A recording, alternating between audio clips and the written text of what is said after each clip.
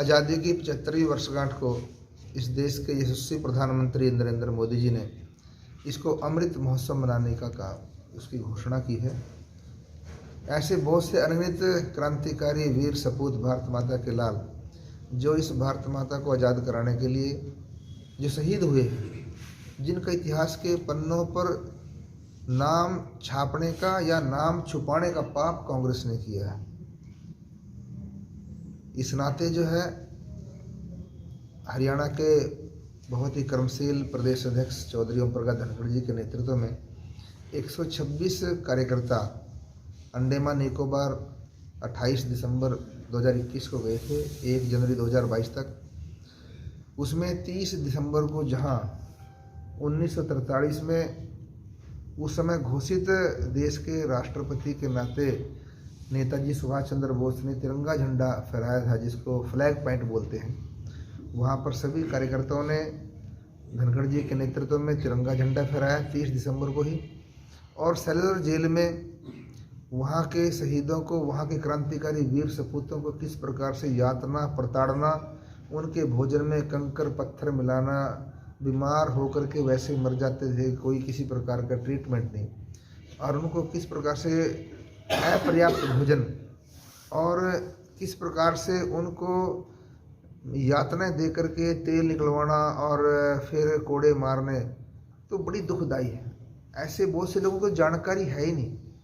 और ऐसे वाइपर टापू है वहाँ पर, बताते हैं वहाँ वाइपर नाम की प्रजाति सांप रहती थी। और पहली बार रानी झांसी के सैकड़ों जो उनकी फौज के लोग थे, सैनिक, उनको अंग्रेज लेकर के आए थे और वहाँ वो ऐसे मर जाएंगे। और वहाँ पर भी ऐसे क्रांतिकारी वीरों को वहाँ पर फांसी घर बना रखा था, फांसी दे देते थे, कोई संस्कार नहीं करते थे और ऐसे समुद्र में फेंक देते थे।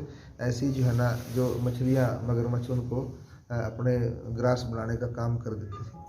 और सेलुलर जेल में भी जो अंग्रेजों ने बनाई थी काला पानी, देश निकाला ऐसे क्रांतिकारियों को देते थे, और जिससे वो कभी इधर आ ही नहीं सके। कोई रास्ता नहीं, किसी प्रकार का कोई साधन नहीं, और यानी कि घर बार से, अपने परिवार से, माताओं से, बहनों से, पत्नी से वो वहाँ चला जाता था। ऐसा देश निकाला, काले पानी की सज़ा अंग्रेज लोग देते थे। वहाँ भी कांग्रेस ने एक पाप किया है। उसकी बिल्डिंग की जो है ना 3 रोज उसको डिमोलिश किया और वहाँ पर अस्पताल खोलने का काम किया।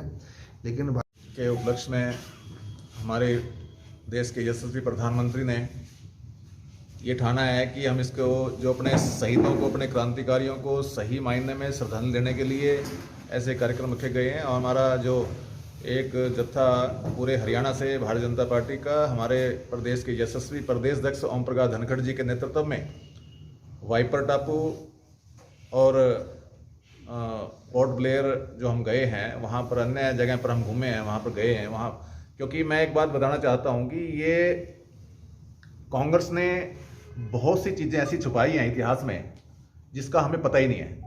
क्योंकि देश आज़ादी के बाद, जब से देश आज़ाद हुआ है, तब से लेके अब तक कांग्रेस सरकार ही चलती रही है। लगभग 50 से 55 साल देश पर राज किया कांग्रेस ने और हमारे इतिहास को तोड़ मरोड़ के पेश किया है। सही मायने में जब कार्यकर्ता वहाँ पर पहुँचता है, जब वहाँ पर हम गए हैं, तो वहाँ पर देखने से और वहाँ मुख्य जो हमने जानकारी वहाँ से ली है, तो रोंगटे खड़े कर देने वाला वहाँ पर कार्य वहाँ हुआ है। और मैं तो ये कहता हूँ कि इतिहास साक्षी है इस चीज़ का कि जब हम वाइपर टापू पे गए, डॉक्टर साहब ने अभी चिंता उसके बारे में बताया कि वाइपर टापू जब हम गए हैं तो हमारी आंखें नम हो गई थी कि वहाँ एक ऐसी बिल्डिंग है, वहाँ बहुत पुरानी बिल्डिंग है, जहाँ पर फांसी पे जो वहाँ सैनिक जाते थे, क्रांतिकारी वहाँ जाते थे, उनको फांसी पे लटका दिया जाता था। और हमारी झांसी की रानी के वहाँ 500 से अधिक सैनिकों को वहाँ ले जाया गया था, उनमें से उनको फांसी दे दी गई थी। और कुछ कार्यकर्ता, कुछ सैनिक ऐसे भी होते जो फांसी के फंदे में झूलने के बाद भी अगर उसमें कोई प्राण रह जाते थे तो वो उनको बांध कर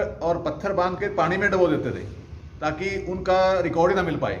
और वहाँ उनकी हत्याएं कर करके समुद्र में बहा देते थे ताकि कोई ट्रेस ही ना हो पाए कि कौन मरा है, किसको मारा गया है। ऐसे वहाँ पर हमने देखे हैं, काफ़ी सबूत वहाँ से मिले हैं। और सेलुलर जेल के अंदर भी वहाँ हमने जब देखा, वीर सावरकर जी की कोठरी में, जो जहाँ पर वो लगभग 20 साल उसमें कोठरी में रहे हैं, और वहाँ पर हम वहाँ भी गए हैं।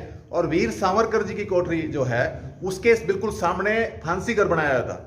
वो ऐसे सैनिकों को वहाँ ले जाते थे, ऐसे क्रांतिकारियों को वहां ले जाते थे जिनका मनोबल बहुत मजबूत था, जो एक नेता का काम करते थे, जो पब्लिक को अपने देश आज़ादी के लिए उनको शिक्षित करते थे, बताते थे, उनमें एक जुनून पैदा करते थे कि हमारे देश का आज़ादी का महत्व क्या है, हमारे देश का महत्व क्या है, वो चीज़ें।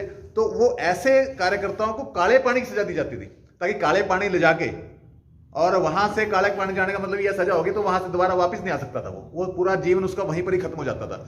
और वहां उन सैनिकों, उनको क्रांतिकारियों को रख के वीर सावरकर जी की जो कोठरी है उसके सामने फांसी घर बना हुआ था। मैं जो कहना चाह रहा हूं कि उसके